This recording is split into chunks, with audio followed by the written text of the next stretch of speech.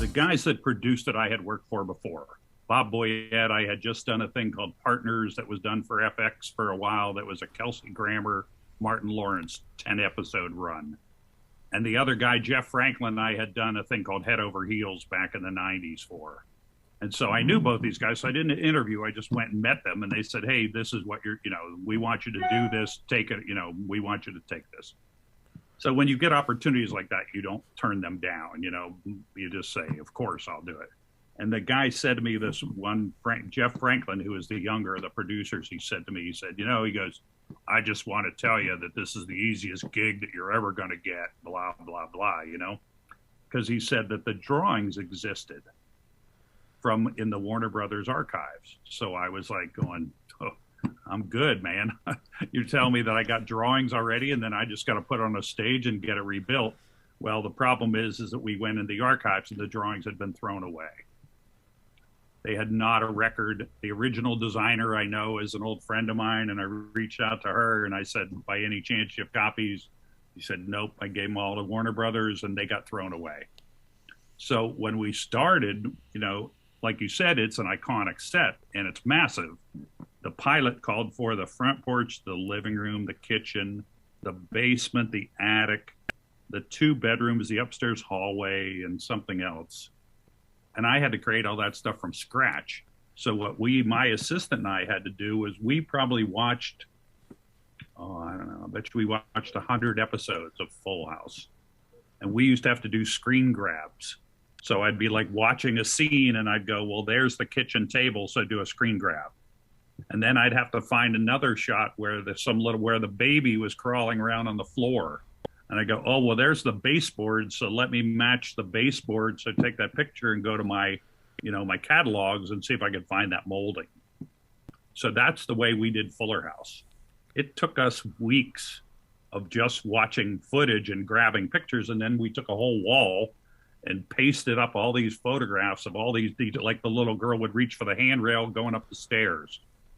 And then you'd go, okay, well, there's the spindle, there's the handrail, or we had to draw what was built from scratch. We'd have to draw just from proportioning, and I guessed. And I started, and I went, okay, well, it looks like the stairs are 4 feet wide, and I think that's this big. And so I had to draw the whole thing and then try to throw it on a stage and then go, oh. And the problem is that the original stage that they built it on compared to where we were was 24 feet wider than what I had to work with. So not only did I have to copy all this shit, but I had to cut 24 feet out of it. But when you start talking about 24 feet is a lot of room, to get rid of things. And so I'd have to go to like the kitchen and get rid of a foot. And then I'd have to go to the bedroom and get rid of 18 inches. And then I'd have to take a little out of the hallway. And that's how I fit the whole thing in, was basically doing it like that. While still making it look the same proportionally. Yeah. Holy shit. What was so cool is that we did the walk, and needless to say, I was nervous when we did the walkthrough because you've got, an audience of the world that knows this stuff. And then the cast was coming in. And so Saget and Bob and Stamos and Coulier came in, and I know David from Socially. And they're like looking around and nobody's saying anything. And I'm like, oh shit, nobody's saying anything. What's wrong? And I looked over and one of the actresses was crying.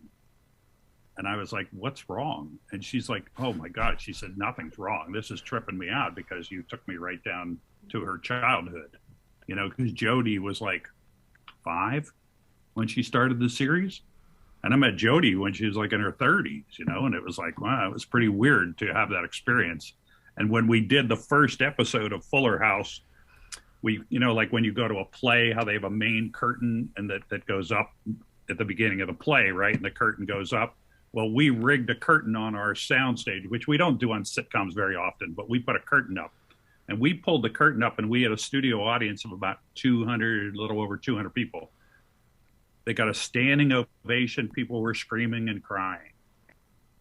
And I didn't, because I'm older, like I wasn't really like a Fuller House guy. You know what I mean? That was kind of like past my viewing age group, I guess, at the time.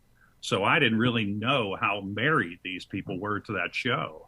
And I'm talking to friends of mine, and they're going, I came from a divorced family, and this was my family on Friday nights.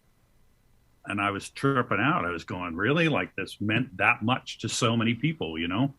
And it continued that way forever. I mean, it's amazing how big that audience is and how loyal. And you'd get emails saying, well, I saw in that door and you had the door in the wrong place. I'd be like, fuck me. I just watched 100 hours worth of television and I still couldn't, you know?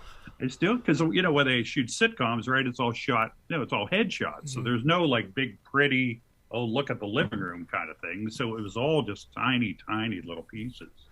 It was a lot of work. That was a hard thing to pull together. But when the cast came in and they started crying, I was like, oh, well, I guess I'm good.